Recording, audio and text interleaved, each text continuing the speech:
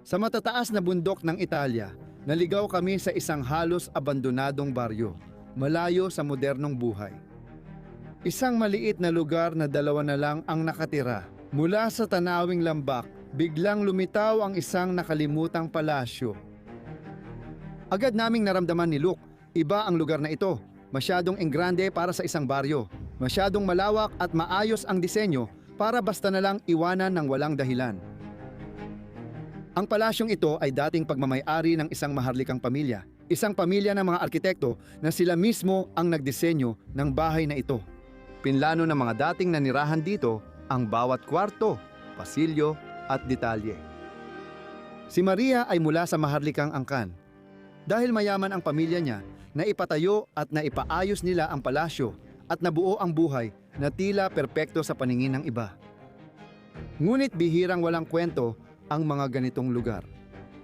Habang nagsimula kaming magsaliksik tungkol sa ari-arian, sinusuri ang mga dokumento at mga tagong lugar, unti-unting lumitaw ang isang napakaibang katotohanan. May itinatago pala si Roberto sa kanyang asawa. Hindi ito tungkol sa ibang babae, kundi sa mga malalalim na lihim ng bahay. Hindi pa namin ilalantad lahat ngayon, pero ang natuklasan namin sa palasyong ito ang nagpapaliwanag kung bakit ito iniwan at nawala ang pamilyang ito sa kasaysayan.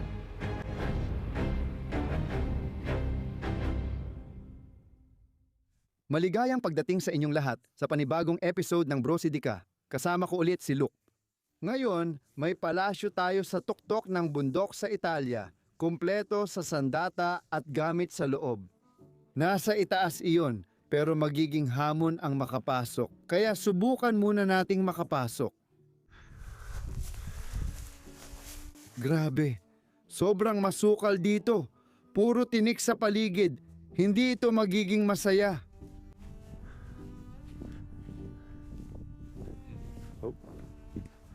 Mukhang kaya naman ito.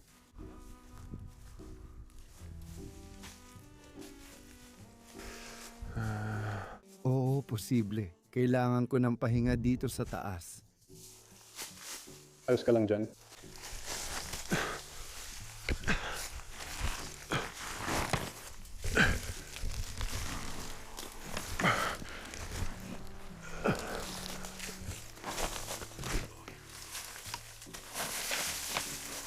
Ayos lang.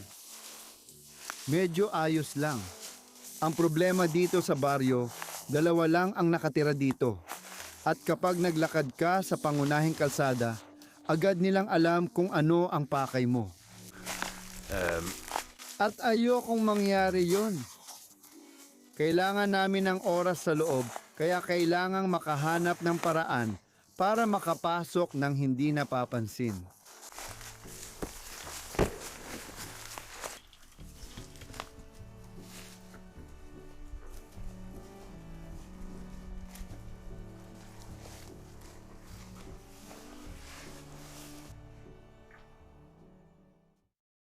Nakapasok kami sa lugar pero kailangan naming tahimik dahil maliit ang bayan at dalawa lang ang nakatira. Pero nandito lang kami sa loob at nalaman namin ang buong kwento ng mga taong ito. At mas interesante pa ito kaysa sa inaakala namin.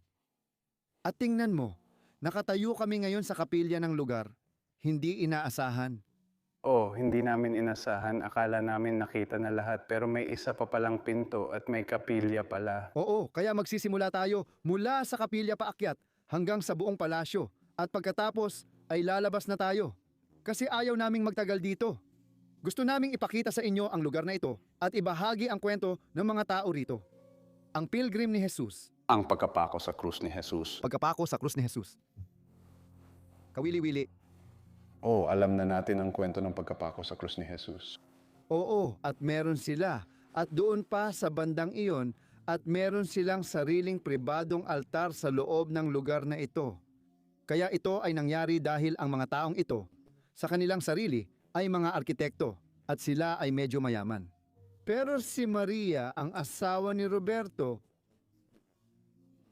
siya ay nagmula sa isang napakayaman, posibleng maharlikang pamilya at marami silang pera. At kaya nila na ipatayo ang ganoong karangyang palasyo, pati na rin ang sarili nilang pribadong kapilya sa lugar na ito.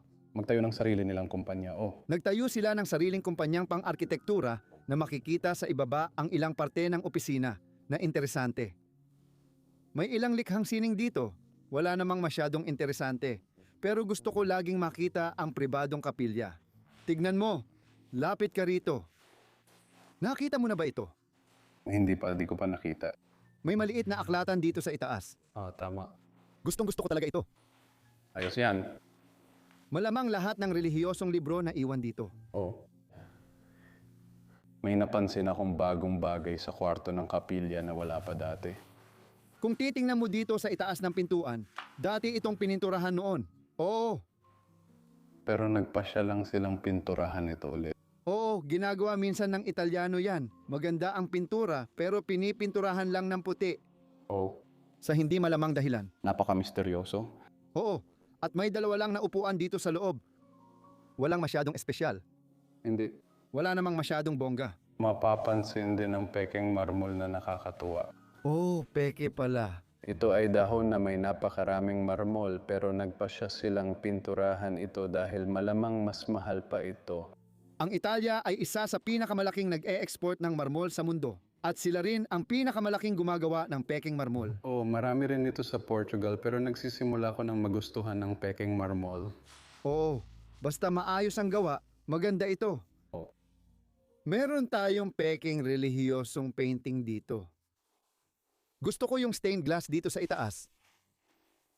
Maganda talaga ang salamin. O nakakalungkot lang na hindi na lahat ng kulay ay nandoon pa. Oo. Sige, Makikita mo pa rin dito ang liwanag na may bahagyang kulay. maganda ito. Oh, Maganda, sa tingin ko. Sa isang bahagi ng araw, tumatama rin ito ng direkta sa altar. oh, sigurado. Sige, bumaba na tayo. Balik tayo dito sa hallway. Oh, pero tingnan mo tong hagdang to. Ang ganda nila. Ang astig talaga. Bogey. I love him. Oo. Pumasok ng ganun sa isang kapilya. Oo, special talaga yon. Ingat ka, bababa na ako. Makikita natin sa ilang silid at balkonahe ng palasyo na pininturahan ng puti ang mga fresko. Hindi ginawa ang desisyong iyon dahil ayaw na nila ng mga fresko sa Italia. Mahal ang pagpapanatili ng mga fresko. Nang nagkaproblema sa pera ang pamilya, hindi na nila napaayos ang mga ito. Dahil mahal ang espesyalista, tinakpan na lang nila. Ang paggamit ng puting pintura ay hindi desisyong pang-estetika, kundi praktikal. Palatandaan na kailangang ilaan ang pera sa ibang bagay tulad ng bubong, pader o mga pangunahing pagkukumpuni. Madalas mangyari ito sa mga humihinang maharlikang pamilya. Ang pagtatakip ng mga fresko ay paraan ng pag-survive, hindi paglimot. Nasa ilalim pa rin ang mga bulaklak, buo at nakatago. At ito ay nagsasabi sa atin ng isang mahalagang kwento. Nang iniwan na ang palasyong ito, hindi na kayang ayusin ang mga problema sa loob ng pamilyang ito.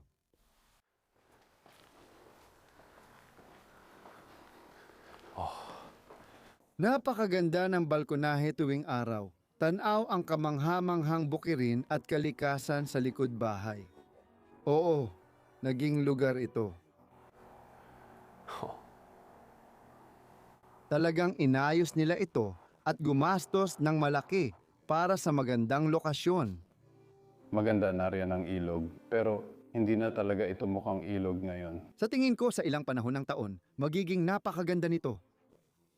Oo, pasok na tayo. Oh, sandali lang. Oh, floral na painting. Ang ganda niyan. Wow, buong balkonahe. Oh, sa buong pasukan. Balcony. It's awesome. Kahit kupas na may makikita ka pa rin ilang ubas. Oh, malamang matagal na itong ipininta. Diyos ko! At dito, sa pamamagitan ng napakalaking pintuang kahoy na ito, maaari tayong pumasok sa lugar. Pero sa maliit na pintuan, tama.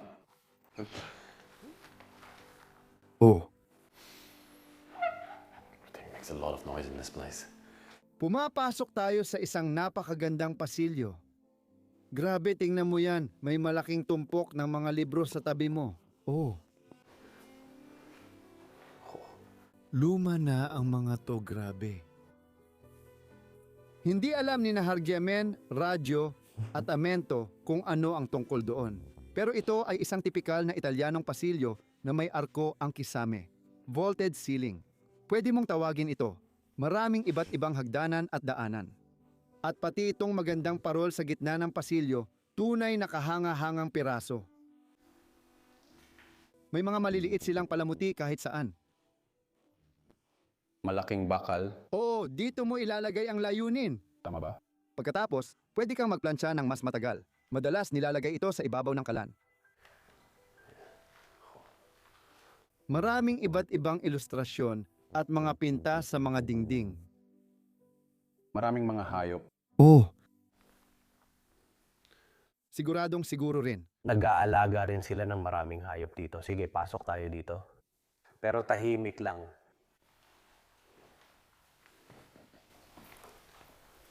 Dahil doon mismo sa Market Square nakatira ang 2 tao. Ang mga palengke, oo. Kaya ito ang bahay ni na Roberto, Maria, Antonio at Cristiana. Sina Antonio at Cristiana ang mga anak. Kaya sina Roberto at Maria ang natutulog dito at si Antonio o si Cristiana, isa sa 2 ang natutulog. Dito banda. Makikita mo rin dito ang manika namin na naiwan. Sa tingin ko galing yan sa isang dollar mask. Cristiana. Ay oo, sobrang nakakatakot. Karaniwan ding Italiano ang mga kama. Tingnan mo, may maliliit silang mga painting dito. Ang ganda ng pagkakaayos nila. Oh, mas kupas ang mga ito kaysa dito. Parang mas kita sila dito. Oh, dito mo talaga makikita. Parang tanaw ang ganda. Oh, pwede kang magmukhang Swiss. Oh, mapapansin mo rin ang mga bakal na kama. Oh. Karaniwan ding parisukat ang disenyo, estilong Italiano, pati ang kahoy na frame sa gilid. At dito sa itaas, may magaganda ka rin.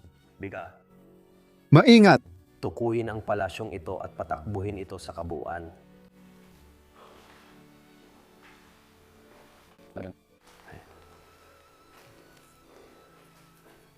Para hampasin ng mga kabayo. Oh, Ang latigo at nandito ang mesa. Lahat ng bagay ay naiwan pa rin dito. Maliit na Philips na television mula sa Netherlands. May jacket pa ring nakasabit dito. Sa isang punto, naghiwalay sila at iniwan ko ang lahat ng bagay dito sa lugar na ito. Wow! Uy, matagal ko nang di nakikita ang mga ito. Kakaiba sila sa Italia. Oh. Pampainit ito ng paa. talaga. Oo. Maganda yan. Oo. Kapag taglamig, sobrang lamig dito lalo na sa mataas ng bundok, kaya kailangan talaga ang mga ito. Ang ganda ng kwarto. Hindi ko bubuksan ang aparador na, yan, masyadong maingay. Oh. Tara, magpatuloy pa tayo. Nandito tayo sa gitnang kwarto dahil may dahilan. Oh. Uga ang sahig dito. Oh. Lumalala na talaga. Naririnig mo ba ang pag-ugoy? Kailangan ng agarang pagpapaayos ng palasyong ito kung gusto nilang maisalba ito balang araw. Pero dito, sa kwartong ito, sa tingin ko, ito ang dahilan ng pagpunta natin dito. Talagang napakaganda nito. Ito rin ang korona at hiyas ng kanilang palasyo. Sina Roberto at Maria ang nagdisenyo ng lugar dahil sila ay mga arkitekto at si Maria ay mula sa mayamang pamilya. Nag-invest ng malaking pera ang mga magulang nila sa negosyo. Kasama rin sa paggawa ng gusali at palasyo ito. Sa isang bahagi ng buhay nila, Roberto, ano ang tawag mo sa ganitong pandaraya? Sabi mo. Oh. Dinaya niya si Maria. At sa negosyo. Sa usaping negosyo. Pagkatapos, kinuha niya ang lahat, hiniwalayan siya, kinuha ang mga bata at siya ang nagkapera. Bumagsak ang negosyo niya at hindi na naibalik ang lugar. Kaya ganito ang lugar ngayon. Nakakabaliw para sa akin na kaya nilang iwanan ang isang lugar na ganito. Oh. Sariwang bulaklak. Oo, in love talaga sila sa bulaklak. Kahit saan, makikita natin ang mga ito. Bulaklak, kalikasan, hayop. Oo, kahit saan sa mga fresko, sa mga wallpaper. Sa painting na ito, bumabalik ang bulaklak. Gusto ko itong mga kandila na natutunaw at nasisira dahil sa mga taon ng paggamit, ang astig nila. Medyo Oo, pwede ba yung lalagyan ng alak? pilyo ka, gusto ko yan. Astig din minsan ang pilyo, pati yung orasan na gawa sa bariles ng alak. Oo, ang astig talaga nun. Ganito talaga ang mga tipikal na Italianong kwarto. At bawat palasyong napupuntahan natin, laging may ganito. Parang sobrang taas ng kisame. May mga vault at mga pinturang palamuti sa gilid. Sobrang tipikal, pero hindi nakakasawa. Ang galing ng ideya ng mga Italiano na pinturahan na lang ang kisame. Mas mura ito. Oo. Mas matrabaho pero mura lang. Oo. Madalas, mas maganda pa talaga at kapansin-pansin. Ito agad ang una mong makikita pagpasok sa ganong kwarto. Yeah. Kapag pumasok ka sa isang French na palasyo, makikita mong napakadetalyado ng chandelier nila. Salamin.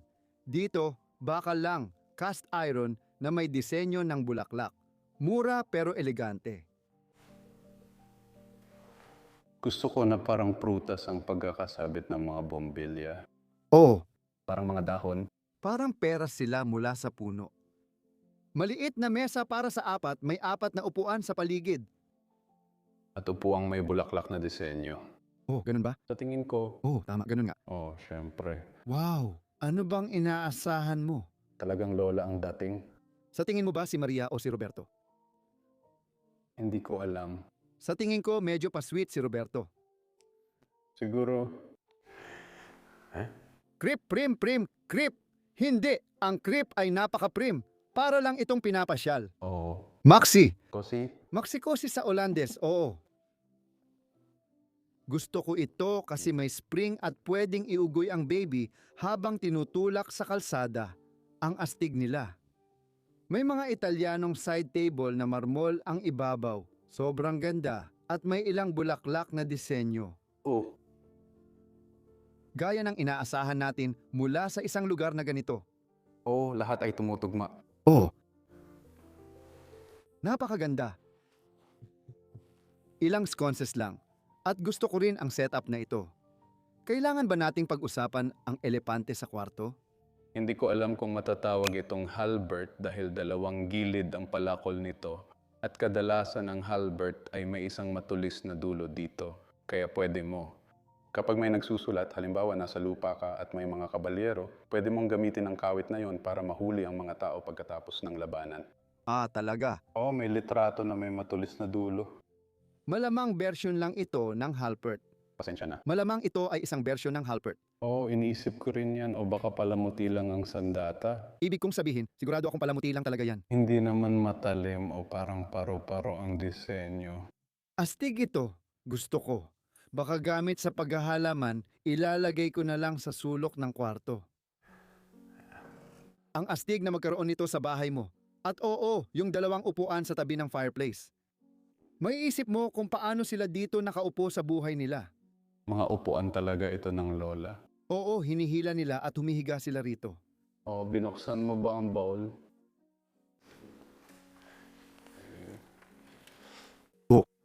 Yung kabilang bahagi ng manika. Well, Medyo palamuti lang ito. gusto mo ba ng hita? Magandang laro ito. Maganda rin ang dibdib Oo. Pero wala pa rin tatalo sa dibdib ng Portuguese. Hindi. Ibang klase talaga ang dibdib ng mga Portuges. Oo. Oo. Dinidekorasyonan nila lahat gamit ang alak, pati dagdag na dekorasyon at iba pang bagay. Gamit ang hiwa, pinapalamutian din nila ang buhay nila ng alak. Lahat ay alak. Para sa mga tao sa Italia, anong mga bayan meron dito? Piazza Feduta della Rotonda, hindi? Hindi ko alam. Mukhang maganda ang bayang ito sa Italia. Siguro ito ay isang lugar sa Italia na di ko pa napupuntahan. Wow, ang ganda ng kwarto. Ang mga kulay sa kwartong ito ay talagang bagay na bagay din. Oh, at hindi pa natin napag-uusapan ang mga pinto. Napakaganda rin nila. O at talagang maputla. Uy, ang astig. Tingnan mo yung bitak. Nabibitak na ang lugar. Kailangan talagang kumilos agad ni Roberto tungkol sa lugar na to. Talagang masama ang kalagayan. Oh, sige. Dumaan tayo sa pinto na yon. Mula pula hanggang dilaw tayo. Oh? Ito ang opisina. Oo. Ang mga opisina kung saan sila nagtatrabaho bilang mga arkitekto. Malamang, hindi lang ito ang tanging lugar na pinagtatrabahuhan ko. Hindi. Hindi. Siguradong marami pa silang iba. Pero grabe ang ganda ng opisina. Kailangan kong aminin. Medyo walang laman pero ito. Oo, kailangan pa talaga ng dagdag na dekorasyon. Pero yung cabinet na yon, punong-puno na lahat, di ba? Ang ganda ng cabinet. Oo. Anong nakasulat dyan?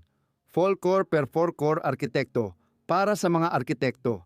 Mga gusali para sa mga gusali. Mga gusali para sa gusali. Tama. Pero iyon ang cabinet. Sa tingin ko, isa ito sa pinakakamanghamanghang nakita ko. Oo. Oo, lalo na yung agila sa taas. Parang sa gisag ng sandata. Talagang kakaiba yon. Tingnan ko kung mabubuksan natin ito. Oo, unang beses ko dito para hindi na kailanganin. Ay, wow! Wow!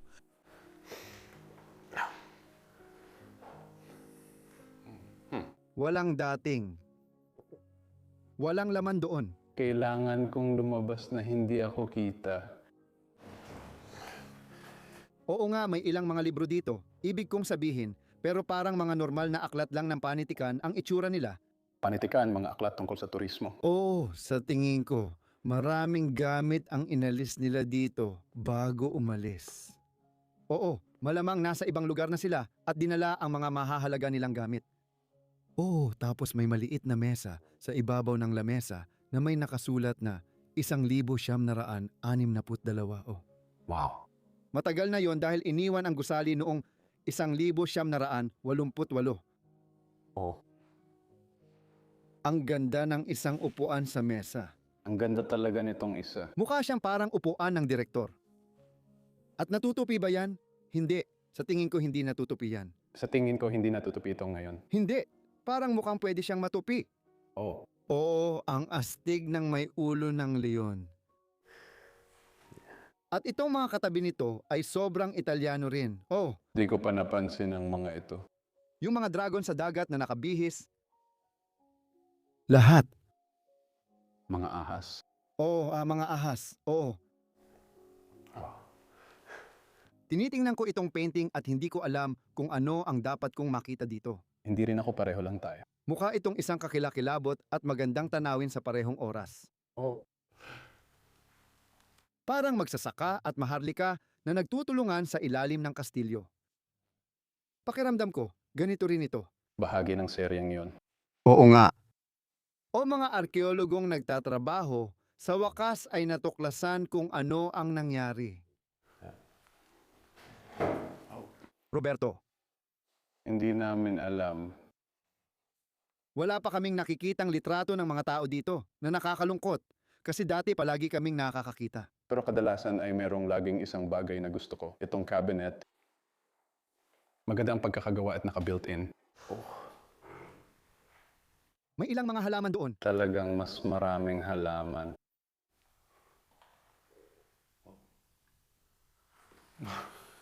Ano ang nasa loob niyan? Oh, Kukunan ko ito ng video gamit ang aking telepono.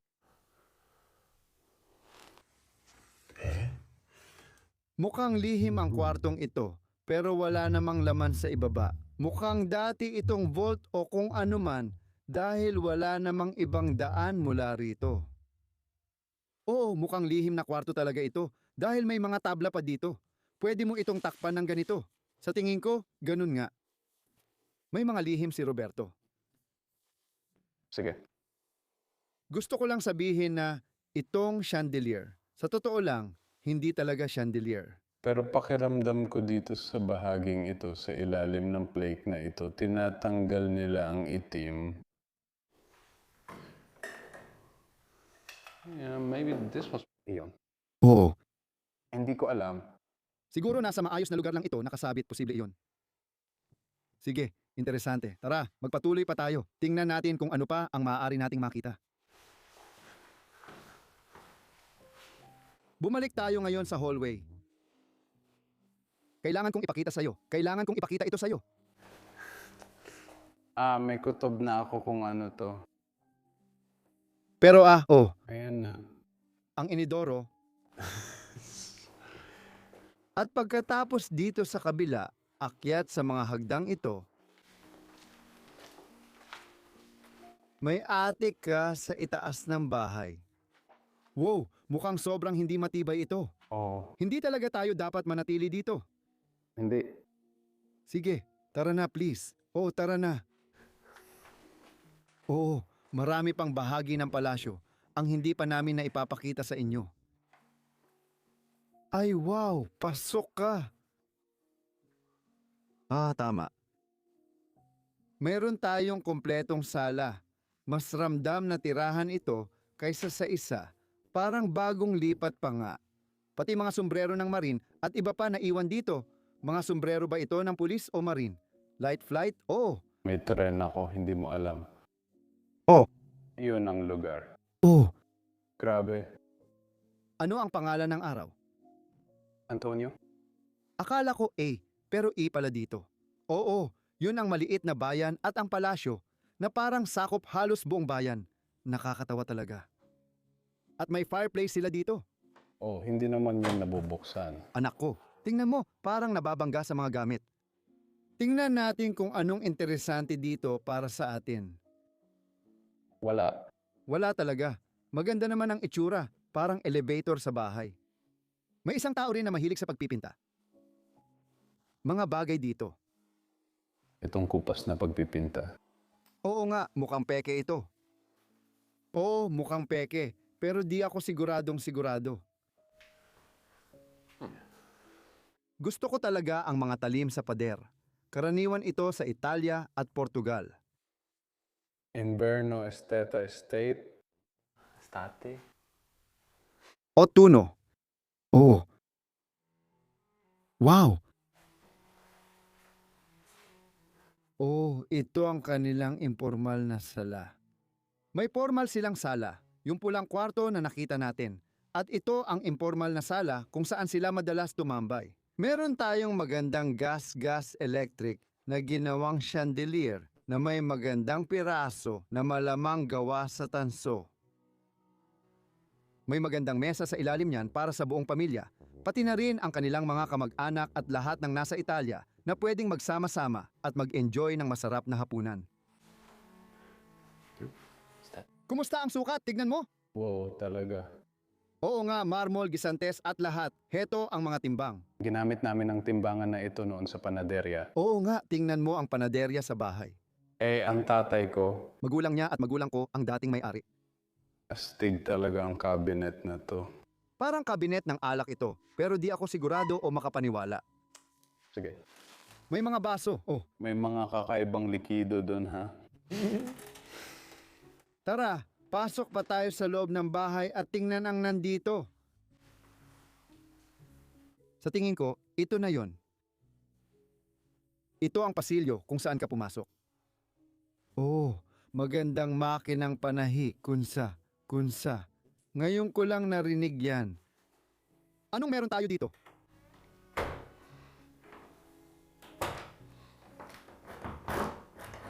Napakatibay na pintuang bato.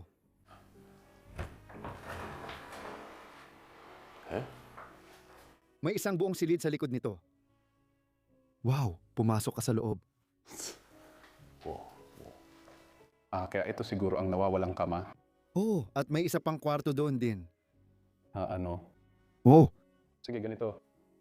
may cabinet ka na itinatago lahat ng bagay sa likod ng pasilyo. Talagang kakaiba. Magandang Italian na cabinet at ito ay puno pa rin ng mga damit. Oo nga.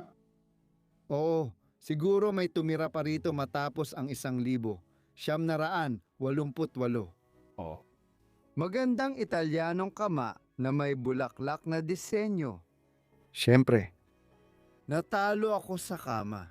Kama na may frame, kama na may frame. Frame. Headboard, vanity. Oh, bubuksan ko ang isang drawer dito. Nagdududa ang tuhod. Saan kaya papunta ang mga susi na ito? Uy.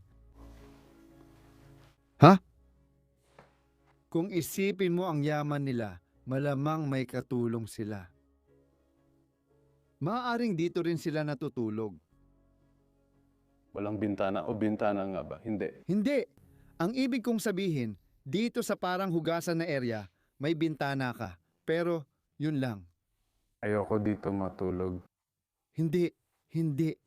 Kitang-kita mo, talagang hindi ito para sa mga may-ari ng lugar na to. Makikita mo rin ang mga nakasabit na damit ng manggagawa rito. Oo nga, wow, medyo mas marangya ang pakiramdam ng kwartong ito. Oo, sigurado. Siguro kwarto ito ng anak. Tapos yung isa pa ay kasama ng magulang matulog. Baka sa likod natutulog ang mga katulong. Oo. Pwedeng ganun nga ang nangyari dito sa lugar na ito. Talagang interesante. May kwarto pa tayong di napuntahan. Mag-focus muna tayo sa hallway na to. Ang nakaka-interest din para sa akin ay pwede mo itong ilock mula sa labas. Kaya nakakandado ang mga tao sa loob. Oo, nakakatakot talaga yan. Oo, maganda rin talaga ang hallway na yan. Nandyan pa rin ang lahat ng gamit. Oo, Italian chandelier yan. Karaniwan sa gitnang uri ng bahay. Madalas mong makita.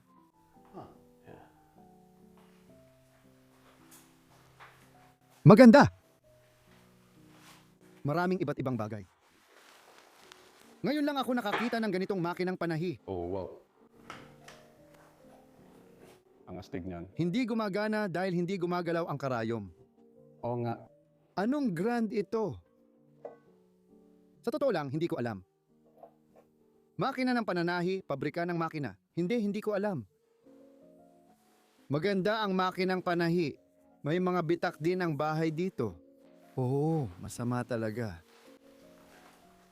Gusto kong sabihin na nasa Italia tayo pero ngayon pa lang natin makikita ang kusina. Ito ang kusina ng bahay kung saan niluluto ang masasarap na pagkain para sa pamilya. Nandito pa rin lahat ng bote ng alak at iba pang gamit. Para ito sa pagluluto ng cake at iba pa, ang astig talaga. Para sa akin maganda talaga ang mga ito. Oo. Wow! Gusto ko rin yung asul na oven doon.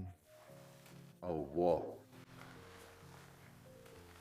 Ang ganda, di ba? Oo. Diyan mo nilalagay ang mga gold. Malaki sigurong marble na lababo ito. Gumagana pa rin ang tubig.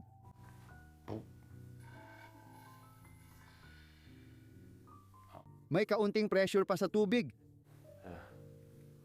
Lahat ng mga pinggan at iba pa. Astig talaga ang bahay na ito. Tara, lumabas tayo. Oo. Lumabas tayo.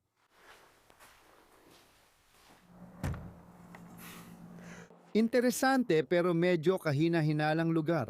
Masaya akong tapos na ang shooting dito. Pero bahagi rin ito ng kasaysayan. At gusto kong pasalamatan kayong lahat sa pagsama sa amin at sa pag-enjoy sa kwento ni na Roberto at Maria mula sa kanilang lugar dito. Lukto, salamat sa pagsama at sa lahat ng nanood ng video. I-like ang video, mag-subscribe at mag-comment. Kita-kits sa susunod na linggo. Isa na namang kamanghamanghang episode. Paalam.